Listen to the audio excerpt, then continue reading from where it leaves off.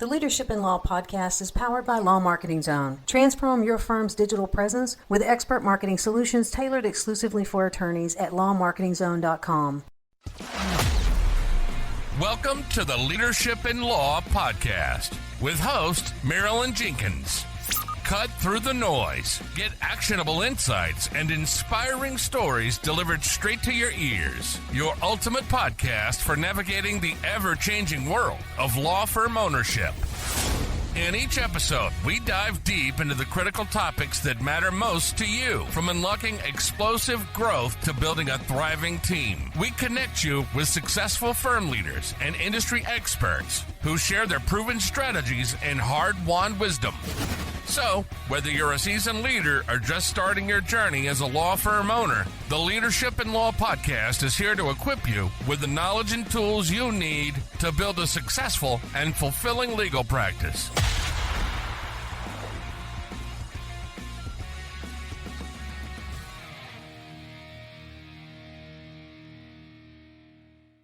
Welcome to another episode of the Leadership in Law podcast. I'm your host, Marilyn Jenkins.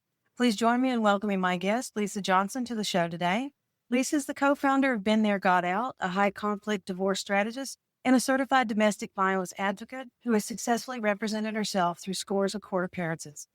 Her case, published in the Connecticut Law Journal, has been used as legal precedent.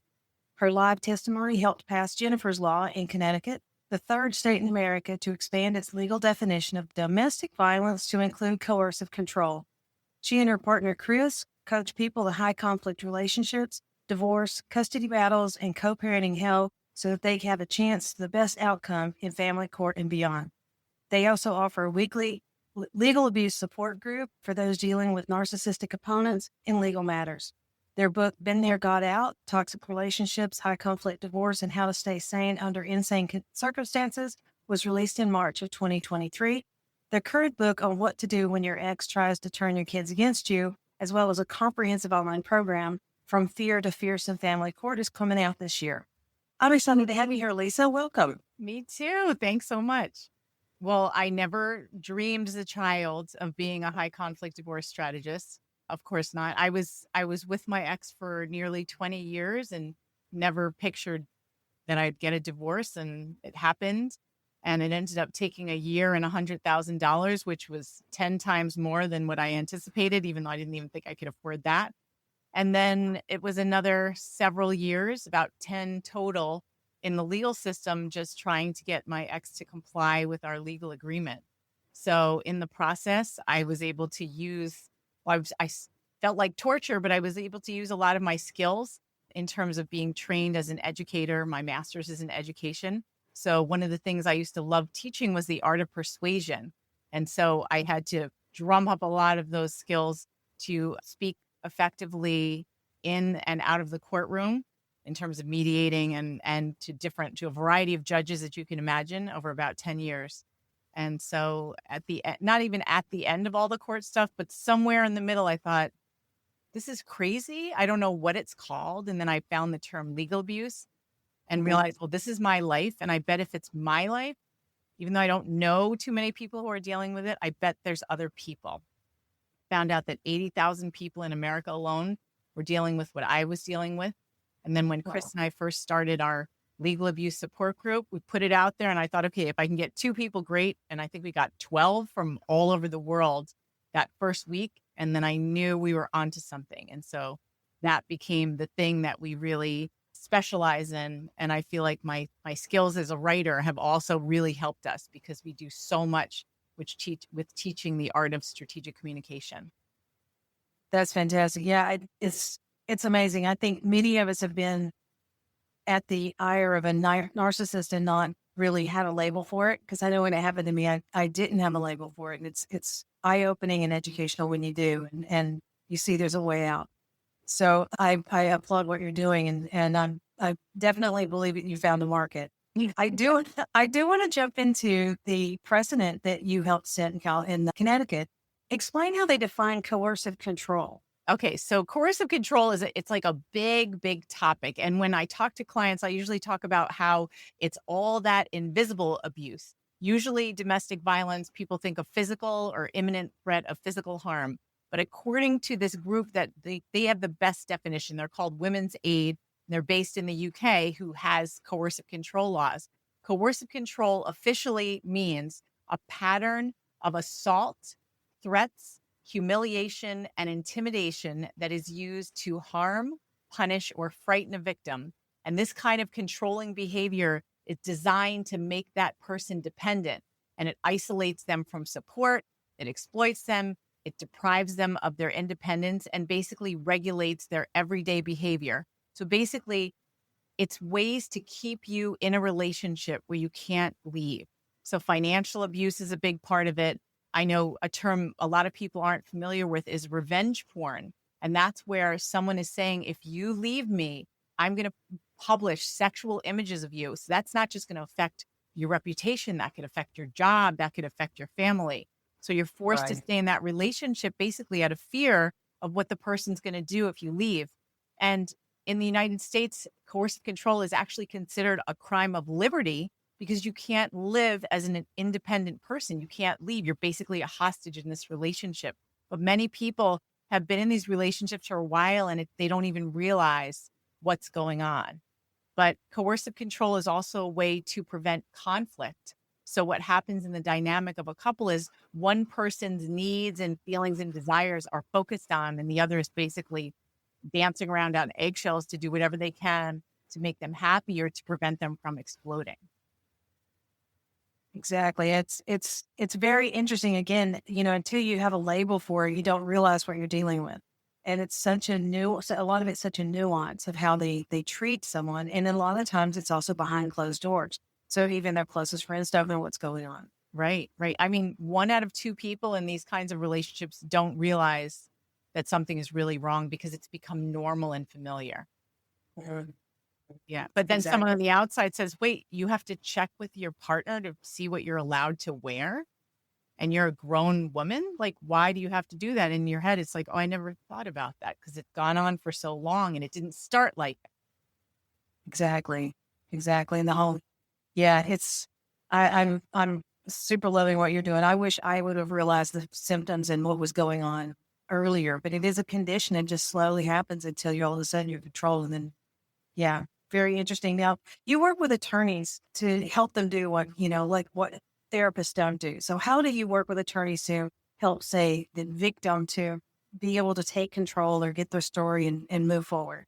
So one of the things that we like to think about is that when people are going through high conflict divorce or separation or custody battles, because it's not normal, like most divorces where things kind of calm down and the anger subsides and both people want to move on with their lives, it's the opposite. These are the cases that take years and cost hundreds of thousands of dollars, if not more.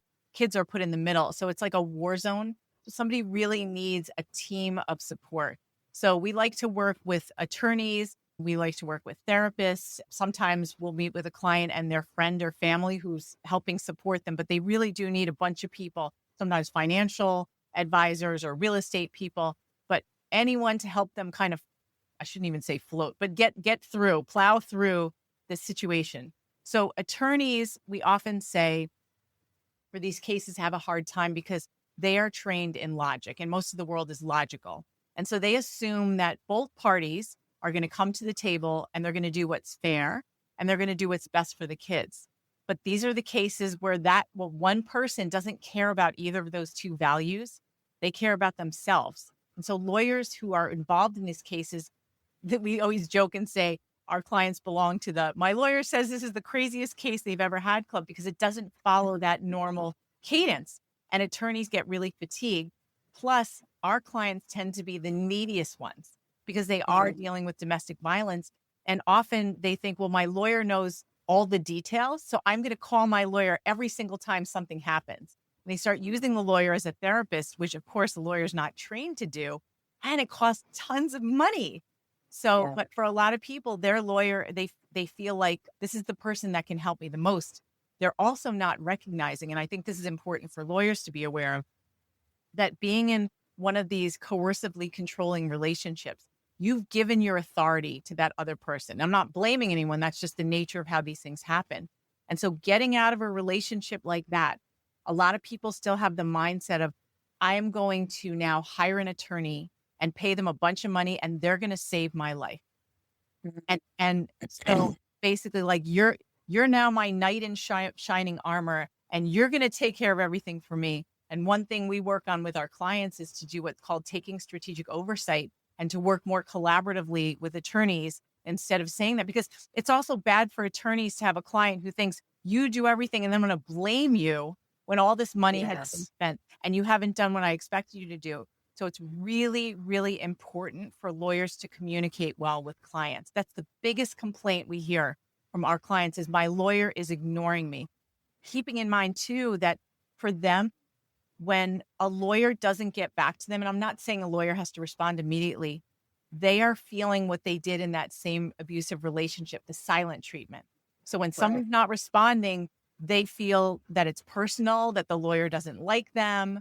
They start dancing around their head, like, what did I do wrong? Or lawyers who tend to be very proprietary and saying, like, this is what you have to do. Our clients have already lost their voices, and so they feel even more diminished, where they're not being able to make choices. So communication is so important for lawyers. Agreed. Communication and expectations. Right. Yeah. Having the needing a therapist to help you get to a certain point so you can communicate. And it's like the negotiations with a narcissist is not a negotiation. It's a win-lose, not a win-win. And It's a that's win something suffer. that exactly. And people don't realize that you go into a negotiation thinking that we all want a good outcome, and that is not the case. No, they don't want to finish. They want to keep you engaged, because once they've gotten out of the day-to-day interaction with you, we always say they're limited to three things: money, kids, and the court. And the court and Yeah. money go hand in hand, and they want to financially destroy you. And then in the process, they want to turn your kids against you. They want you to, like one of our clients' exes said, I want you bloody and begging for mercy in the street.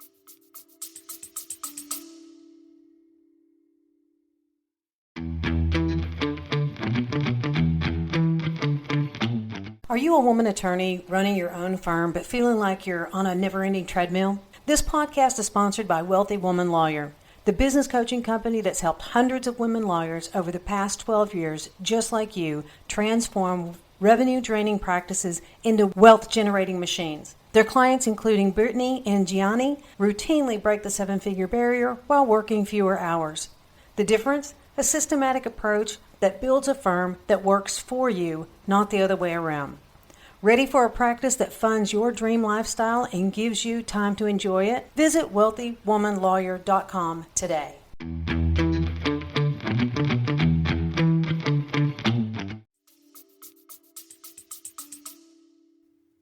Wow. Okay, that's visual, Right? Thanks very much. And that's the mother of your child. Okay. Yes, that's right. People, that's amazing. Yeah, I mean, and going no contact is not an option if you have children. So that makes it even harder. So how do you teach negotiation with narcissists? So when you talked about win-win and win-lose, and I said win-suffer, they tend to be so predictable. People like that. We know that everything's about them. They need to win. You need to suffer. So you can play certain roles in order to keep someone at the table to mediate. So for example, in a fair, normal mediation, both people come to the table. They're like, let's figure out what we can do so that it's equal, at least, or at least it feels like nobody is absolutely losing. Right. Instead of coming into a negotiation with someone like that, we advise our clients, like, you keep your mouth shut. I know you already did it, but you keep your mouth shut and you get them to start talking. Give them the mic and make them feel like you are just there to listen to them. You want to hear all about what they have to say. You want to validate their feelings. You want to act enthusiastic and excited to be there, grateful that you're in mediation versus litigation. You want to keep them at that table. So one of the things that does not work, that a lot of lawyers will try to do, is blaming and accusing. You come into a negotiation, think, you did this, I deserve that. They're going to leave and it's going to explode.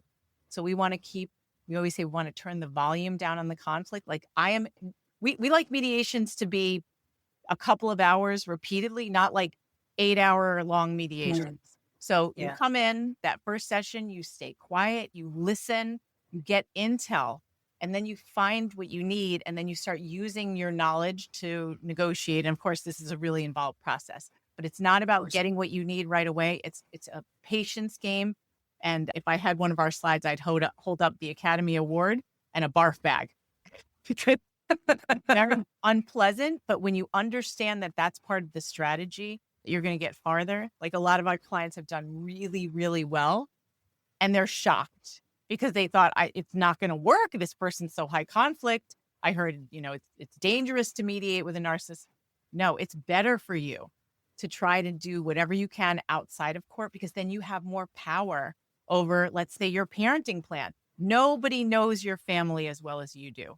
No judge and no lawyer is going to give you a better parenting plan than what you can think of yourself. I mean, obviously, they can help you structure it. There's so many details that are not included if you just go in and let a stranger decide what's going to happen. And that's one of the number one reasons people end up back in court is poorly written agreements that lack detail, and the other side just weaponizes. I love that. I think that makes so much sense logically, looking at narcissists to do it in 2-hour chunks instead of trying, because all you need is one moment for them to flip back on and start taking over instead of thinking that they're owning the room.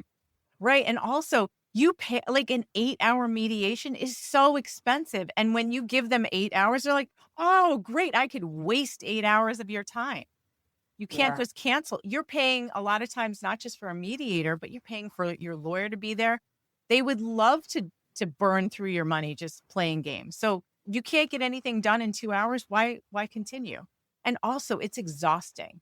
And so in mediation, a lot of times, because our clients' lawyers get fatigued, we find that they pressure our clients to settle, because it's like, all right, everybody's tired. We see that one's not going to budge, but you might. So let's get you to budge, because the goal is let's settle, right? Let's get out of here. So our clients face a lot of pressure, and we say, like, just know that it's going to be like that. And that's why we do a lot of preparation ahead of time. Is there, thinking about this legal abuse, obviously now being able to put a label on it, how do you foresee, how do you recognize that? So you started a divorce, you finally gotten away from that person, and now that the legal starts happening, how do you know that this is going to be happening, or this is happening? Yeah, so it's a great question, and it's something that when I met my attorney, our first consult, he said, in 20 minutes, he said, yours is going to be a bad one. I was like, how did you know? Like, I thought my ex he's a good person. He's just done some bad things. And my lawyer was absolutely spot on. He said, yours is going to take a year. It took 50 weeks. But later I interviewed him, and I included about several factors of what he knew then that in our book. And one of them is, like I said, anger that doesn't subside. So usually people start to settle down 4 to 6 months in. They see the money's flying out the door. They think, all right, the kids are suffering. Let's be smart and try to work to get it done. They don't want to get it done. They want to keep engaging with you. So someone who doesn't want the process to end, that's a sign that this is going to be a tough one. Another one is when there's mental illness and or addiction, active addiction. Because when someone has either of those, and a lot of our clients' exes have both, they don't have good judgment. Their thinking is impaired, so they're not thinking about the consequences of their actions. They're not thinking of how much money is being spent, how much they're harming the children. They can't even think about what's best for themselves. So forget you and the kids. So that makes things really, really hard. And then the third thing, I mean, there's more than this, but I'll just get into 3, is somebody that feels entitled to hide money. And I like to think of the quote, what's mine is mine and what's yours is mine too. And so they do not cooperate with financial disclosure. And so you're spending months or years chasing after information that normal people just say, here's the stuff, let's divide it and figure it out. They hide it. So that ends up taking a long time and is very, very painful and expensive. Exactly. And it's not like a shared legal fees. Like they're just leaving you destitute while they walk away with whatever they have. Yep. Yeah. With the children in the crosshair. So interesting. And so you train attorneys nationally and internationally. Yeah. I mean, does the same information travel? I mean, we're looking at different laws, obviously, but the same communication techniques, I assume is internationally. Yeah. I mean, I think about, these are human relationships. Human relationships have the same dynamic all over the world. We always say, The laws are different, but the issues are the same. So clients who say, I need my lawyer to communicate with me, I need to understand your billing practices. People all the time in our community are saying, I just got this bill for $8,000 last month, and I don't know how this happened. And I'm so angry because nothing was done. So I think, and we tell our clients, it's on you to ask this question during a consult. Like, a lawyer should really be clear in explaining that every 6 minutes I am billing you. So if you ask me a question, it's $95. And it's not because we're just on the phone for 2 minutes. It's because I have to now get off, research whatever your case is, talk to my paralegal, construct an email to get back to you. Like, that costs money. And I think it's so important. And that's not just like a national issue. That's a human issue. People want to feel understood. I think another thing that lawyers need to know about clients like ours, which are, it's a small percentage, but it's a huge number of people dealing with domestic violence, is instead of when you meet someone for the first time, just jumping into like, all right, give me the financials and give me all the facts. They need someone, they will hire a lawyer who looks at them in the eye and say, I'm so sorry you're going through this. Just that one line makes such a difference because they want to feel heard. They need empathy. You don't need to get into a whole long conversation. I mean, they're going to say stuff anyway, but just to make them feel like you're validating their feelings. Like, everybody wants that. And you're dealing with people that have severe trauma, that feel like nobody's listened to them. To just have an attorney say, I hear you. And similar to negotiation with a difficult person, just keep your mouth shut and listen to them for a couple of minutes. They're so much more likely to hire you because they feel like you get me. So do you find that, thinking about this training attorneys, do you find that it helps for you to have them set up, like how I'm trying to think this, I'm representing the non-narcissist and how to approach and work with the narcissist. Obviously, they're going to try to derail any conversation. Yeah. So I think it's really important to try to, if there's children involved, and that's, most of our cases are custody issues as well, is to understand that the more conflict there is, the more it's going to bleed onto the kids and make things worse. So we always tell our clients to try to find lawyers that have high social and emotional skills, and they're able to do what they can to work well with opposing counsel. A lot of times toxic people hire lawyers like themselves. So the pit bull aggressive attorneys. So we want to not have our clients hire the same thing and have them clash. We want someone who's like, let me figure out how I can work with you. Let's try to, turn the conflict down. Let's keep it focused on the kids and getting them through this as smoothly as possible and keep it out of court.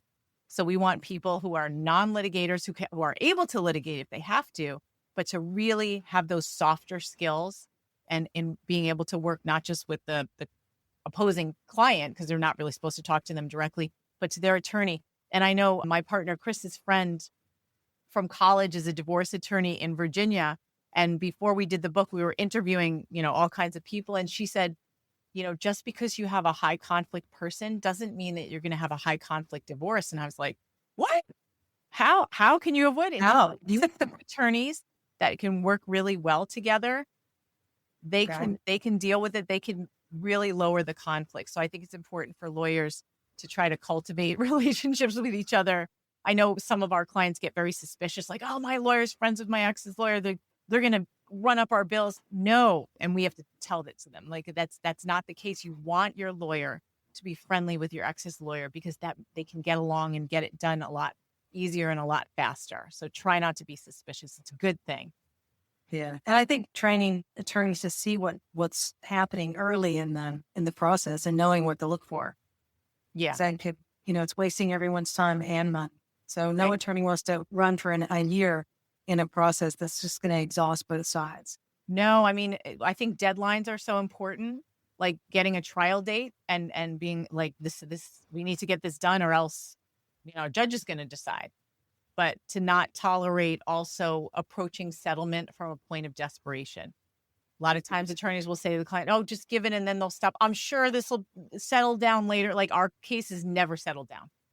No. So it's not to treat it like a normal case. It is very, very different. And to recognize the difference between these kinds of cases and normal divorces. And you said 3 states that include coercive control in their domestic violence. Yes. What are others? Yeah. 7 now? Yeah, now it's Nice. gotten more. Yep. I was going to ask, but is it on the docket for others, or, does it look like it's coming in? Yeah. So Massachusetts was last summer, and one of our clients, I was so thrilled, got the first lifetime restraining order in Massachusetts. And so she was pro se. She did it herself. So we were Nice. really excited about that. So now she doesn't have to go back every single year to get it renewed.